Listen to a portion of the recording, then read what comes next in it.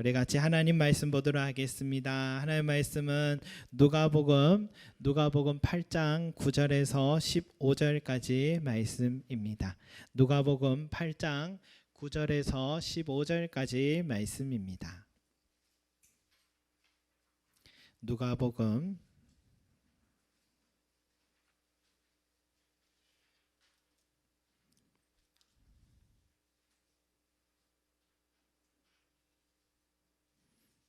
8장 9절에서 15절까지 말씀.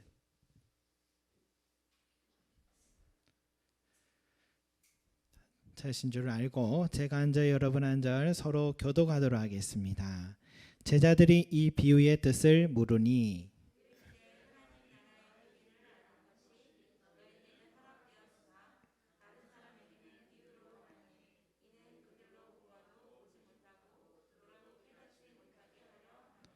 이 비유는 이러하니라. 신은 하나님의 말씀이요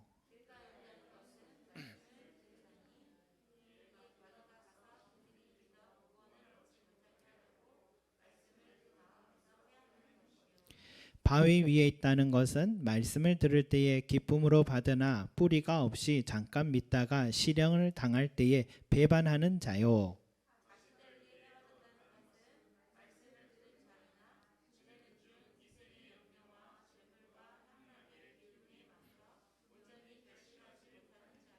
좋은 땅에 있다는 것은 착하고 좋은 마음으로 말씀을 듣고 지켜 인내로 결실하는 자니라.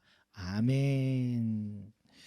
여러분, 우리가 지난주에 이어서 예수님께서 갈릴리 바닷가에서 자신을 찾아온 무리들에게 하나님의 나라는 이런 것이다 라는 하나님 나라의 비밀을 알려주시려고 이 씨 뿌리는 자의 비율에 대해서 또 말씀하신 장면을 우리가 오늘도 이어서 보고 있습니다. 여러분, 씨 뿌리는 자의 비유, 이 씨 뿌리는 자의 비유와 이 하나님의 나라는 어떤 연관성을 갖고 있길래 예수님은 이런 비유로 하나님 나라를 설명하셨을까? 우리가 한번 생각해 봅니다. 이런 내용이잖아요. 한 농부가 씨앗을 들고 밭으로 나가서 씨앗을 뿌리는데 이스라엘은 그렇게 한답니다. 이렇게 그냥 던진대요. 이렇게 던지다 보면은 길가에도 또 돌이 많은 바위 위에도 그리고 또 가시덩굴에도 떨어지고 그리고 좋은 땅에도 떨어져서 그래서 좋은 땅에 떨어지면 열매를 맺게 되는 그런 현상들이 일어나는 것을 이스라엘 방식이라고 합니다. 여러분, 그러나 지난주에도 말씀드렸지만 이 네 가지 밭은 바로 우리의 마음밭이다라고 말씀드렸죠. 우리 마음이 어떤 길가냐 또 돌짝밭이냐 바위냐 또 가시덩굴이냐 좋은 밭이냐에 따라서 결실의 결과는 너무나도 달라진다라고 말씀드렸죠. 이것이 이 비유의 내용이라 했습니다. 그러면 여러분, 하나님의 나라와 우리 마음밭의 결과와는 무슨 연관이 있냐라는 거죠. 주님은 이 하나님 나라의 비밀을 이 씨 뿌리는 자의 비유로 이렇게 왜 설명하셨냐. 이 신학자들은 비유에 대해서 또 연구하면서 대부분의 이 비유들은 다 과거형으로 표현을 했는데 이 씨 뿌리는 자의 비유에서는 현재형으로 진행되고 있다, 현재형으로 표현하고 있다라고 그렇게 말합니다. 말하자면 여러분, 하나님의 나라는 먼 미래에 가게 될 나라가 아니고 이미 이 땅에 임한 나라 그리고 지금도 진행되고 있는 현재형이다라는 것입니다. 현재형으로서 예수님은 지금 하나님의 나라는 지금도 진행되고 있다고 설명하고 계신 거죠. 이미 하나님의 나라가 이미 임했는데 그 나라를 누리기 위해서는 지금 나는 어떤 마음밭을 가지는가가 중요하다 이 말씀이죠. 그래서 이 찬송이 있잖아요. 높은 산이 거친 들이 초막이나 궁궐이나 내 주 예수 모신 곳이 그 어디나 하늘나라. 여러분, 이 찬송 가사와 같이 하나님의 나라는 저 멀리 있는 것이 아니라 이미 내 삶 속에 들어와 있는 것입니다. 그래서요, 아무리 좋은 집에 살고 아무리 많은 돈을 가져도 그 마음 속에 예수님이 계시지 않으면은 행복하지 않습니다. 한편 넉넉하지 못한 삶을 살아도 내 마음 속에 예수님을 모시고 살면 그곳이 하나님의 나라가 이루어지게 되는 것입니다. 그래서 예수님이 사역을 시작하시면서 제일 먼저 외친 메시지가 뭡니까? 회개하라. 천국이 가까이 왔느니라. 이미 천국이 왔다라는 것입니다. 하나님의 나라가 이미 현재 너희 앞에 다가와 있다라는 것입니다. 그래서 예수님 메시지는 어떻게 하면 우리 앞에 다가와 현재 진행되고 있는 이 하나님의 나라를 우리도 누릴 수 있느냐, 소유할 수 있느냐, 그 방법을 가르쳐 주시는 거예요. 그게 산상수훈의 말씀이기도 해요. 심령이 가난한 자는 천국이 복이 있나니 천국이 그들의 것이다. 또 마음이 청결한 자는 복이 있나니 그들이 하나님을 볼 것이다. 의를 위해 박해를 받는 자는 복이 있나니 천국이 그들의 것임이라. 이 계명 중에 작은 것 하나라도 행하며 가르치는 자는 천국에서 크다 일컬음을 받으리라. 또 뭐라 합니까? 형제와 화목하고 그에 와서 예물을 드려라.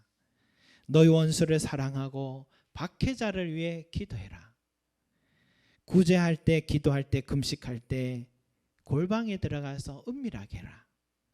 하나님과 재물을 겸해서 섬기지 못할 것이다. 무엇 먹을까 마실까 입을까 염려하지 마라.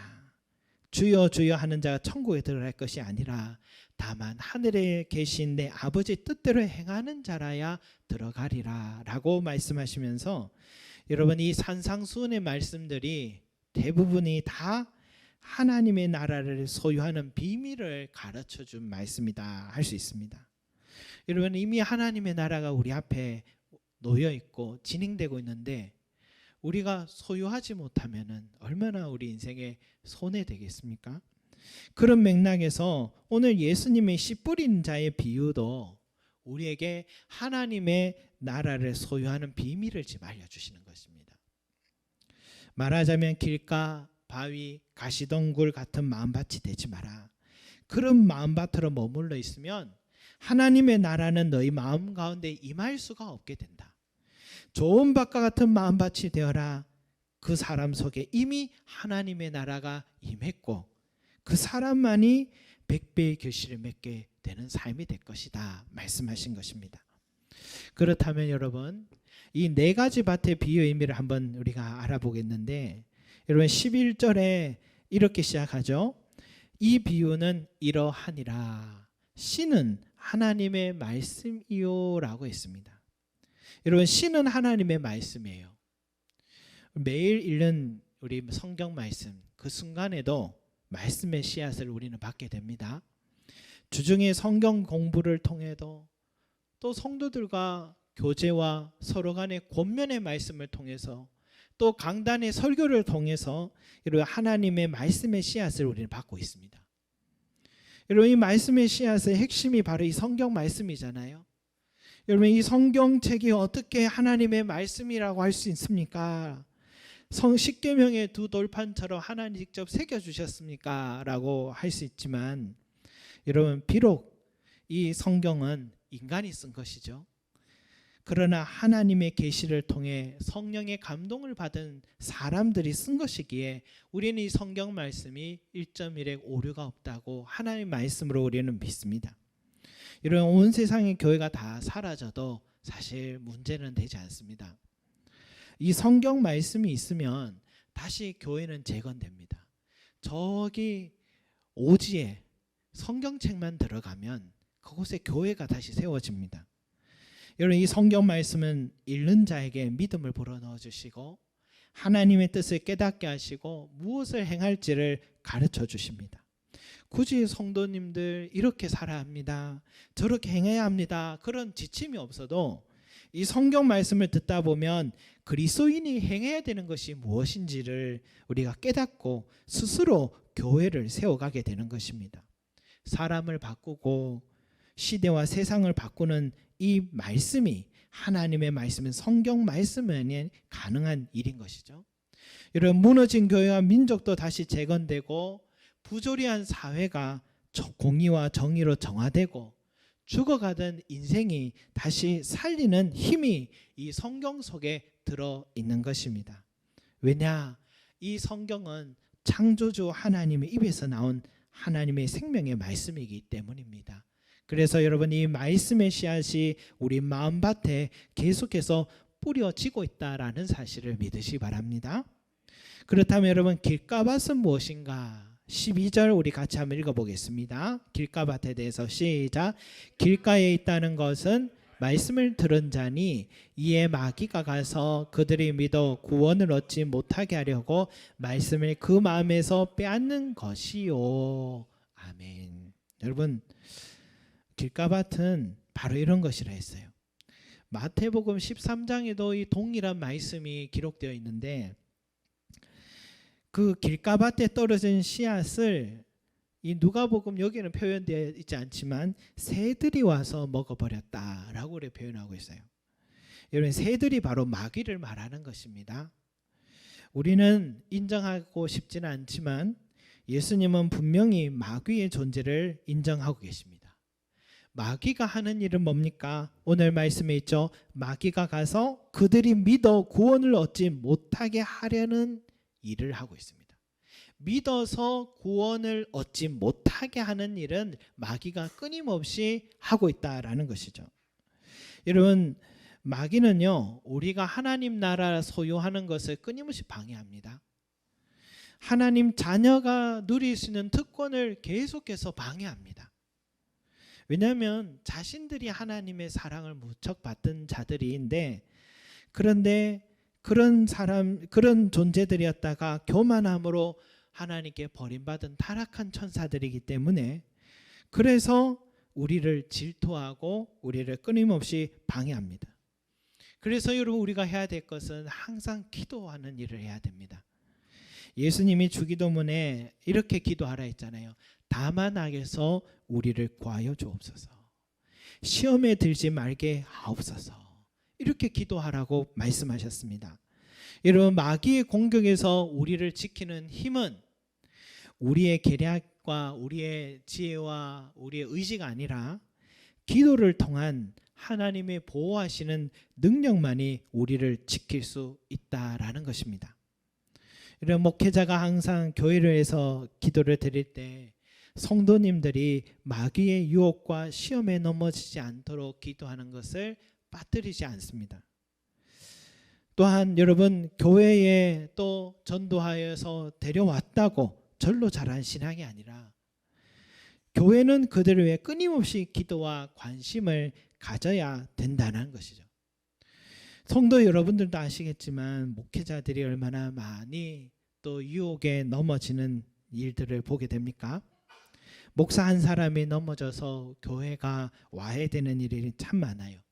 구원받아야 할 영혼들이 목회자 한 사람이 넘어져서 실족하는 일들을 참 많이 봅니다. 그래서 여러분, 목회자를 위해서 늘 기도할 때마다 이 마귀의 유혹과 시험에 넘어지지 않도록 여러분 항상 기도해 주시기 바랍니다. 어렵게 쌓아온 신뢰와 영성이 하루아침에 무너지는 것도 다 이 마귀의 공격 때문이고, 마귀의 공격을 막기 위한 기도의 부족에서 온 결과인 것입니다.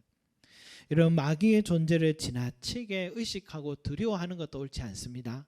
반대로 마귀의 존재를 부정하는 것도 하나님의 뜻은 아닙니다. 그래서 항상 우리는 깨어서 기도로 경계해야 되는 것이죠. 여러분, 또 하나는요, 이 말씀의 씨앗을 마귀에게 빼앗기지 않으려면은 우리가 또 해야 될 것은 마태복음 13장 19절에 이런 말씀이 있어요. 아무나 천국 말씀을 듣고 깨닫지 못할 때는 악한 자가 와서 그 말씀에 뿌려진 것을 빼앗나니 라고 되어 있어요. 여러분, 말씀을 듣는 것까지는 누구나 다 할 수 있는데 더 중요한 것은 깨닫는 것입니다. 깨달아야 되는 것이에요. 마태복음 13장 23절에 좋은 땅에 뿌려졌다는 것은 말씀을 듣고 깨닫는 자니 결실하여 라고 했습니다. 그러니까 여기 보니까 길가의 밭과 좋은 밭의 결정적 차이는 어디에 있을까요? 깨달음에 있습니다. 깨닫지 못하는 사람은 마귀가 와서 빼앗아 가도 못 느끼고 어떤 상태인지도 몰라요. 그런데 깨닫는 사람은 결실을 하기 시작합니다. 100배의 결실을 맺기 시작합니다. 그래서 예수님이 8절에 뭐라 합니까? 들을 귀 있는 자는 들을지어다. 깨달을 귀가 있는 자는 깨달을지어다라고 말씀하신 거죠. 여러분, 이 말씀을 듣고 깨달아지기 위해서는, 듣는 귀가 열려지기 위해서는 꼭 기도가 필요합니다. 예배 준비자만 예배를 위해 기도로 준비하는 게 아니고 모든 성도들이 예배를 시작하기에 앞서서 먼저 와서, 여러분, 우리는 항상 이렇게 기도해야 돼요. 주여, 내 귀를 열어주십시오. 오늘 선포되는 말씀이 내 귀에 들려지게 하여 주십시오. 나를 향한 주님의 음성을 깨닫게 하여 주십시오 하고 여러분 먼저 기도로 준비해 보시 바랍니다. 기도로 준비된 그 예배는 은혜와 깨달음의 차이가 너무 달라집니다. 홀로 집에 말씀을 묵상할 때도 먼저 기도로 시작하십시오. 주여, 오늘 있는 말씀 속에서 나에게 깨닫는 은혜 주십시오. 그렇게 말씀을 읽기 전에 기도하시고 시작한다면 성령께서 우리에게 조명하여 주시는 은혜가 있습니다. 그리고 여러분, 깨닫기 위해서는 사모해야 됩니다. 오늘 이 비유의 해석을 듣는 것은 무리들이 들은 게 아니에요. 이 비유의 해석을 들은 것은 제자들이었습니다. 제자들이요, 예수님이 처음에는 모두가 있는 앞에서 이 비유의 말씀만 하고 나니까 이 제자들이 궁금했어요.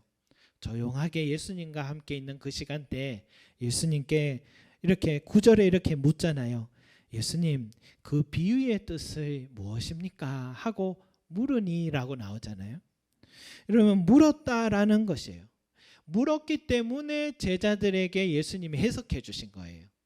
여러분, 물었기 때문에 우리도 듣게 된 거예요. 제자들 덕분에 우리도 이 비유의 해석을 듣게 된 것이거든요. 여러분, 문은 두드리는 자의 엽니다. 찾는 자가 얻게 되는 것이죠.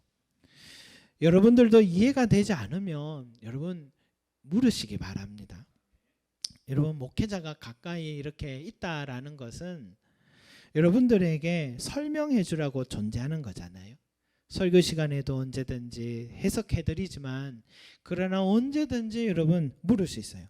여러분, 큰 교회 가면 목사님께 한번 물으려면 신방 요청해야 되고 또 시간 가져야 되고 얼마나 번거롭습니까? 그러나 항상 수시로 전화하고 수시로 물을 수 있는 게 우리 작은 교회의 특권 아니겠습니까, 여러분? 특히 제자들이 예수님께 물으니라고 할 때 이 물으니라는 이 단어가요, 헬라어는 에페로타이라고 하는데, 이 묻는 것은 그냥 알려고 묻는 차원이 아닙니다. 이 에페로타이라는 단어는 하나님의 뜻을 알고 행하려고 노력한다, 이런 뜻이 있습니다. 하나님의 뜻을 알고 행하려고 노력한다라는 단어가 물으니라는 단어예요.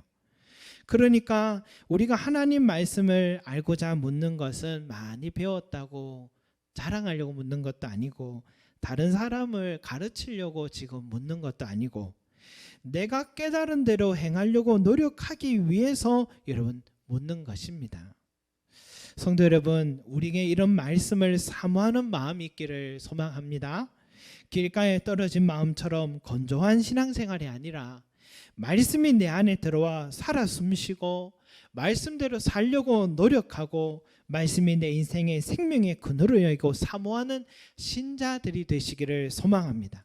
바로 그 사람에게 말씀의 씨앗이 마음밭에 심겨져서 여러분 하나님 나라가 임하게 되는 것입니다. 두 번째로 바위 위에 떨어진 씨앗인데요, 이 13절 말씀 같이 읽겠습니다. 시작. 바위 위에 있다는 것은 말씀을 들을 때에 기쁨으로 받으나 뿌리가 없어 잠깐 믿다가 시련을 당할 때에 배반하는 자요. 아멘.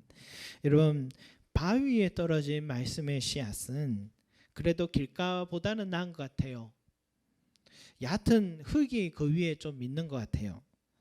그래서 씨앗이 잠깐이나마 뿌리를 내립니다. 그런데 깊이 내려가지 못해요. 단단한 바위가 그 밑에 있어서 뚫어 들어가지를 못하고 습기가 없어서 자라지도 못합니다. 그 속에 여러분 오늘 이 말씀에 뭐라고 있습니까? 잠깐 믿다가라는 단어가 있잖아요. 잠깐 믿다가. 어려운 시련, 환난, 핍박이 찾아오면 잠깐 믿다가 금방 흔들려 버립니다. 여러분, 잠깐 믿다가 이것은 바로 얕은 믿음을 말하는 거잖아요.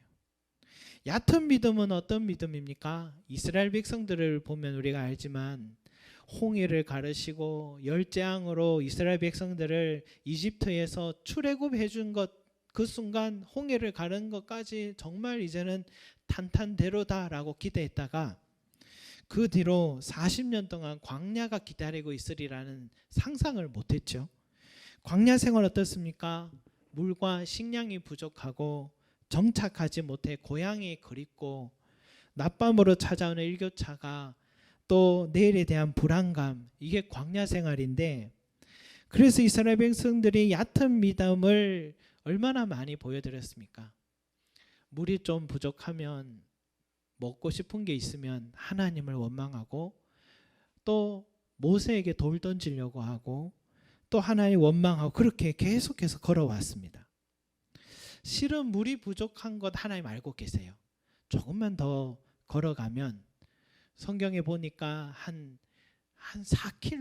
4km였나요? 한 그 조금만 몇 시간만 더 걸어갔으면 오아시스가 준비되어 있었는데 그걸 못 기다려 가지고 원망하다가 또 혼나고, 또 좀 가지고 오는 양식이 다 떨어지면 메추라기와 만나를 하나님 내려주실 계획이 다 있었는데 그걸 못 기다려서 이 얕은 믿음으로 또 원망하다가 결국은 그들이 40년을 방황하게 됐습니다. 사실 하나님의 계획은 3일 길이었어요. 3일만 걸어가면은 가나안 땅에 정착하도록 하나님이 깊은 믿음만 있었으면 들어가게 해주셨는데 얕은 믿음이 있으니까 40년을 방황하게 된 것입니다. 결국 인내하지 못하고 이 1세대는 가나안 땅에 들어간 것을 실패하고 맙니다. 여러분, 바위 위에 떨어진 씨앗처럼 얕은 믿음이 되지 마시기 바랍니다. 우리가 섬기는 하나님은요, 온 우주 만물을 지으신 창조주 하나님이십니다. 얼마나 섬세하신지 내 머리카락까지도 다 세신 바 되셨어요. 내 자녀의 또 학교 생활도 또 내 자녀의 성장 과정도 친구의 관계까지도 간섭하시는 걸 보면서 저는 하나님 일하심을 깜짝깜짝 놀랍니다. 나보다 나를 더 잘 아시고 내가 미처 생각하지 못해 준비 못한 것도 미리 앞장서셔서 준비를 다 하시는 우리 하나님. 지난주에 저희 사택에 집들이 하면서 참 놀란 것은 본래 계획한 게 아닌데 저희 집들이 계획을 잡았더니 그날이 공교롭게도 또 우리 성도들 중에 또 문어 잡으러 가는 날이었어요. 그리고 분명히 그 먼 곳에 갔다 오면 많이 늦을 거라고 했는데 정확한 시간에 도착을 했어요. 또 그렇게 큰 문어가 잡힐 줄 몰랐어요. 기대는 했어도. 정확하게 도착해서 모두 다 자연산 돌문어를 숙회도 먹고 탕도 먹고 하면서, 그리고 다 먹고 나니까 또 두 분이 가방 메고 쫙 나가는 그 모습을 보면서 마치 일정이 준비된 시나리오 같았습니다. 여러분, 한국 잔치에는 문어고기가 없으면 안 된다고 우리 하나님께서 다 준비하신 것 같아요. 주님은 우리가 자신을 굳건하게 믿고 신뢰하는 사람에게 매우 섬세하게 굳이 그것까지도 준비하실까 싶을 정도로 한없는 은혜를 부어주시는 분이십니다. 여러분, 주님의 뜻과 계획을 인내하며 기다려 드리시기 바랍니다. 그런 믿음 가진 사람이 하나님의 나라가 임하게 되는 것이죠. 세 번째는 가시떨기에 떨어진 씨앗인데 14절 말씀 우리 같이 읽겠습니다. 시작. 가시떨기에 떨어졌다는 것은 말씀을 들은 자이나 지내는 중 이생의 염려와 재물과 향락의 기운이 막혀 온전히 결실하지 못하는 자요. 아멘. 이런 가시떨기는 뭐냐? 가시는 뭐냐? 이생의 염려, 재물, 향락입니다. 여러분, 이 세 가지는 말씀의 씨앗이 자랄 때의 그 기운을 막는 그런 가시들이라고 말하고 있습니다. 이생의 염려, 여러분 염려 없는 사람 어디 있습니까? 자녀 양육할 때 항상 염려가 있잖아요. 학습 능력을 잘 따라갔으면 하는 마음, 사춘기가 되었을 때 부모는 어떻게 지도해야 될지 몰라 염려, 또 성장과 진학의 모든 문제들을 부모는 항상 염려하죠. 그러다가 대학 나오면 취직에 대한 염려, 취직하고 나면 결혼할 때가 되는데 시집 장가 가야 될 염려, 나이가 들면은 또 건강에 대한 염려, 노후 준비해야 될 염려. 염려는 끊이지 않습니다. 여러분, 그러나 염려가 부정적인 겁니까? 그렇지 않습니다, 여러분. 염려라는 것은 인간의 자연스러운 심리 현상이에요. 그러나 염려는 또 한편으로 역동적으로 내 삶을 살아낼 수 있게 하는 또 원인이기도 합니다. 그런데 예수님은 왜 이생의 염려가 말씀의 기운을 막는 가시라고 표현하셨을까? 여기에서 이 염려라는 단어, 이 메림나라고 표현하는데 이런 뜻이에요. 마음의 분명한 방향을 잡지 못하게 만들고 마음을 분열하게 만드는 것. 이게 메림나, 염려라는 단어로 쓰였습니다, 성경에. 왜 염려라고 이렇게 표현했을까 생각해 보니까, 왜 분열되는 거, 마음의 방향을 잡지 못하게 하는 것일까 생각해 보니까, 사람은요 자꾸만 내일의 염려를 끌어당겨서 오늘 해야 할 일에 집중하지 못하는 경향이 있는 것 같아요. 그래서 예수님은 내일 일은 내일 염려할 것이요 말씀하신 거죠. 한날 괴로움은 그날에 족하다라고 말씀하셨죠. 그날 하루하루 살아내기도 온 마음을 다해야지 살아낼 수 있는데, 내일 일까지 오늘 끌고 와서 염려하고 있으니까 오늘 일도 집중하지 못하고 마음의 방향을 잡지 못하고 분열되게 되는 것입니다. 그러니까 오늘 일도 망치게 되고 내일도 준비되지 못하는 생활을 하게 되는 거죠. 전문가들이 미래를 예측 많이 하잖아요, 내일에 대해서. 사실은 예측과 상관없이 풀어지는 현실들이 얼마나 많습니까? 그날의 현실과 인간의 예상과는 거리가 많을 때가 많습니다. 우리는 괜한 염려를 참 많이 합니다.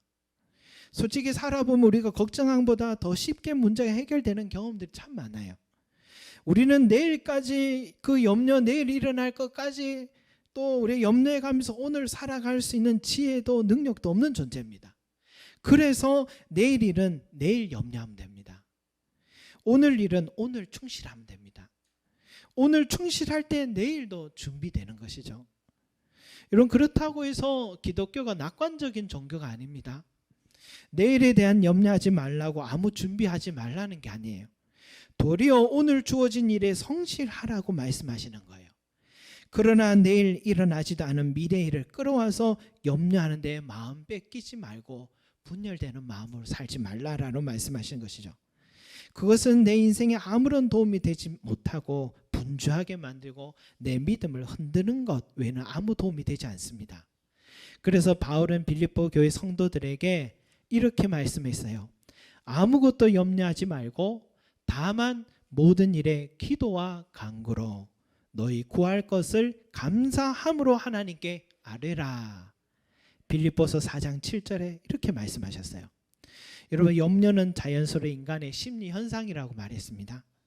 그러나 염려에 내 마음과 시간과 힘을 빼앗기지 말고 염려가 찾아오면 그 시간은 무릎 꿇고 하나님께 기도하시기 바랍니다. 그 염려의 제목을 주님께 맡기시면 주님께서 다 책임져 주시는 은혜가 있습니다. 이것이 우리 그리스도인들이 살아가는 방식입니다. 그 사람이 하나님의 나라를 누리는 사람입니다. 다음, 여러분, 재물에 대한 것이죠. 재물이 말씀에 자라는 기운을 막는다 했죠. 재물, 물질, 돈입니다. 여러분, 돈도 없어서는 안 될 거예요. 성경에 물질, 돈은 일만하게 뿌리라고 했지만 그렇다고 성경이 돈에 대해서 부정적으로 생각하지 않습니다. 여기서 재물이라는 단어는 플루토스인데, 여러분, 이것은 우리에게 필요한 돈만을 말하는 게 아니라 이것은 돈과 재물이 차고 넘쳐서 낭비하는 상태를 말하는 것입니다. 돈과 재물이 넘쳐가지고 낭비하는 상태. 우리는 돈과 재물이 이렇게 넘쳐 본 적이 없어가지고 이 상태가 어떤 상태인지 잘 모르겠습니다. 상태 이해하지 못할 것 같아요. 그러나 이런 내 마음의 돈에 대한 생각으로 넘쳐날 수는 있다 생각해요. 그것이 돈이 많은 사람이든 적은 사람이든 이것은 가능한 일입니다.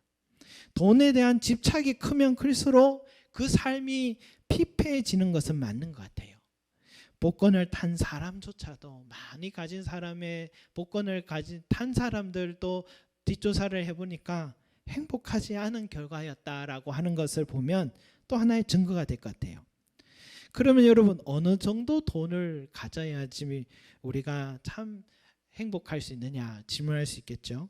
저는 이 아굴의 기도에 그 대답이 될 것 같아요. 아굴이 이렇게 기도했어요. 하나님, 나를 가난하게도 마옵시고 너무 부하게도 마옵시고 오직 필요한 양식으로 나를 먹이시옵소서.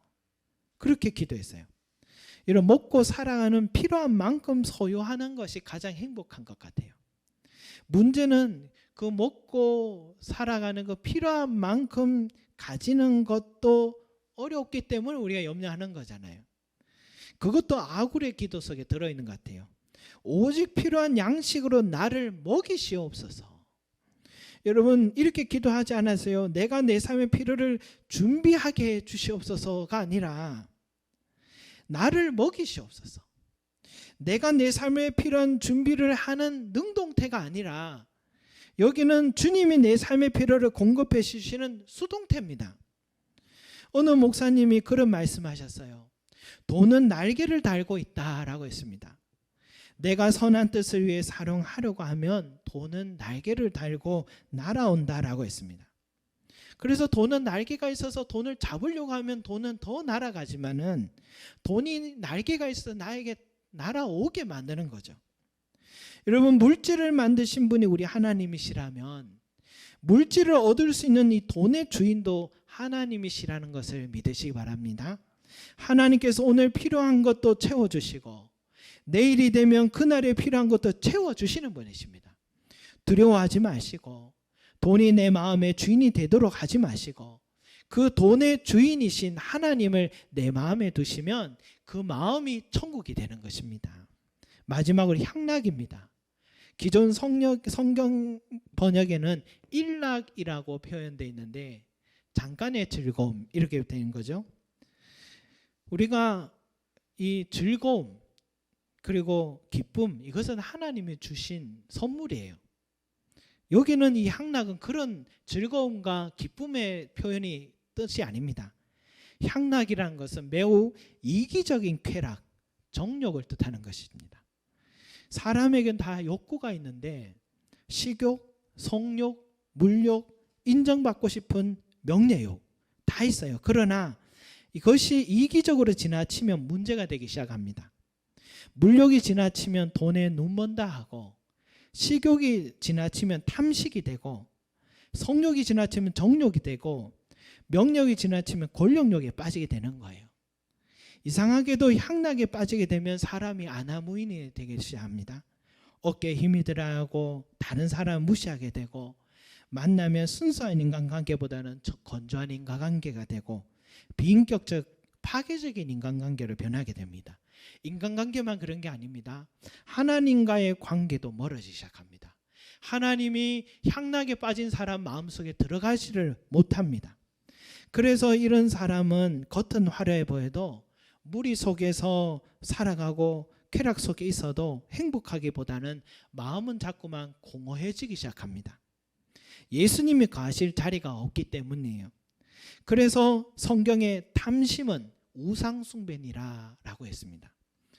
음행과 온갖 더러운 것과 탐욕은 너희 중에 그 이름조차도 부르지 마라. 음행하는 자나 더러운 자나 탐하는 자 곧 우상숭배자는 다 그리스도와 하나님 나라에서 기업을 얻지 못할 것이다 라고 했습니다. 향락은 하나님의 나라를 소유하는 데 방해합니다. 그래서 음행 탐욕이 우리 마음속에 여러분 하나님 나라를 거할 수 없게 만드는 것입니다. 여러분 이를 위해서 우리가 해야 될 것은 절제가 필요합니다. 절제. 모든 욕구는 하나님이 주신 선물이라 했죠. 바르게 사용할 때 그 욕구는 우리에게 기쁨과 만족을 줍니다. 그런데 그 선을 우리는 절제해야 되는데 우리 힘으로는 조절할 힘이 없습니다.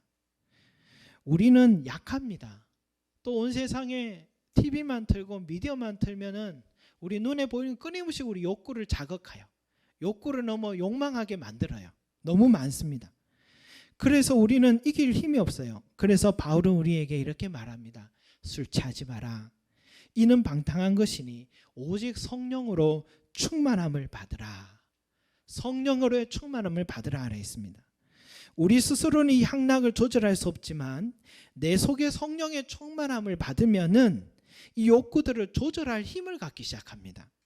성령의 충만함에 대해서 여러분 우리 사도신경 또 강해 설교를 했던 그곳에서 여러분 한번 더 구체적으로 들으시면 되겠는데 내 속에 두 가지 존재예요. 성령 충만할 거냐, 육체의 소욕이 충만할 거냐. 육체의 소욕이 가득하면 성령의 소욕은 약해지고 성령의 소욕이 내 안에 충만하면 육체의 소욕을 다스리게 되는 것입니다. 여러분 그러면 좋은 밭이란 무엇인지 이제는 이 세 가지 밭을 통해 우리가 알 수 있죠. 15절 같이 한번 읽겠습니다. 시작. 좋은 땅에 있다는 것은 착하고 좋은 마음으로 말씀을 듣고 지키어 인내로 결실하는 자니라. 아멘. 좋은 밭은 우리 새 밭을 방금 생각해 보면 됩니다. 길가밭처럼 깨닫지 못하고 그저 듣기만 하고 전혀 회개하지 않던 생활에서 이제는 말씀을 듣고 깨닫기를 사모하고 말씀대로 행하려고 노력하는 삶이 좋은 밭입니다. 또 바위처럼 얕은 믿음으로 살던 삶에서 이제는 어떤 시련이 와도 하나님의 뜻을 기다리고 인내하는 삶이 좋은 밭입니다. 또 가시덩굴처럼 세상의 염려, 재물, 향락 속에서 다른 사람들도 다 그렇게 살아가는데 뭐 하면서 그저 가시덩굴을 내 마음밭에 방치하지 않고 염려가 찾아오면 기도하고 주님께 맡겨드리고 내 재물, 물질의 돈의 주인이 하나님이심을 알고 하나님께 늘 일용할 양식을 구하고 성령의 충만함을 통해 육체의 소욕을 절제하는 삶을 살아가는 것, 이것이 좋은 밭인 것입니다. 여러분 주님께서 오늘 이 비유를 통해 우리에게 가르쳐 주신 이유는 저와 여러분들이 이미 우리 앞에 놓여있는 하나님의 나라, 현재 진행되고 있는 이 하나님의 나라, 이 하나님의 소유를 나라를 소유하고 그 나라를 누리기를 원하시기 때문에 오늘 이 비유의 말씀과 해석을 주셨습니다. 여러분 사랑하시기 때문에 주신 거예요. 주님 우리 너무 사랑하셔서 당신의 나라를 선물로 꼭 받기를 누리기를 원하십니다. 여러분 사양하지 마시기 바랍니다. 그건 우리의 손해일 뿐입니다. 세상에 공짜가 어딨냐고 의심하지 마십시오. 그저 주는 게 아니라 주님은 피 흘리시며 그 값 주고 사신 선물입니다. 그 은혜를 생각하시며 주님의 주시는 그 귀한 하나님의 나라 보화를 매일마다 캐내시고 그 보화를 누리시는 하나님의 나라를 살아가시는 저와 여러분이 되시기를 기도드리겠습니다. 기도하겠습니다. 사랑과 은혜가 많으신 우리 아버지 하나님, 하나님의 나라를 이미 우리에게 현재 진행력으로 주셨는데 가까이 와 있는데 그런데 우리가 회개하지 않고 그저 말씀의 씨앗이 또 길가 위에 굴러다니다가 마귀가 빼앗아가고 또 세상에 향락에 빠지고 또 재물에 빠지고 이런 모든 생활 속에 또 살아 염려에 빠져 있어서 그것이 기운을 막아서 또 누리지 못하게 되고 또 하나님을 신뢰해야 되는데 끝까지 믿어드리지 못하고 얕은 신앙으로 흔들려서 하나님의 나라를 소유하지 못했던 지난 우리의 모습이었습니다. 주여 우리를 오늘 긍휼히 여겨주셔서 오늘 주님의 말씀의 해석을 다시 한번 우리 마음에 새겨 우리 모두가 회개하고 이제는 좋은 밭이 되게 하여 주십시오. 인내하게 하여 주시고 믿어드리게 하여 주시고 주여 깊은 믿음 갖게 하여 주시고 내 속에 성령 충만함으로 절제하는 신앙이 되게 하여 주셔서 좋은 밭으로 기경되어 우리 성도들 한 사람도 빠짐없이 30배, 60배, 100배의 결실을 맺게 하여 주시옵소서. 주여 부족한 종이 앞에 서서 가르쳤지만 그러나 저도 이 말씀 앞에 섰습니다. 주여 저도 긍휼히 여겨주셔서 이 말씀대로 행하는 자 되게 하여 주시고 가르치다가 버림받는 자 되지 말게 하시고 저도 순종하는 자 될 수 있도록 축복하여 주시옵소서. 감사드리며 예수 그리스도 이름으로 기도드립니다. 아멘.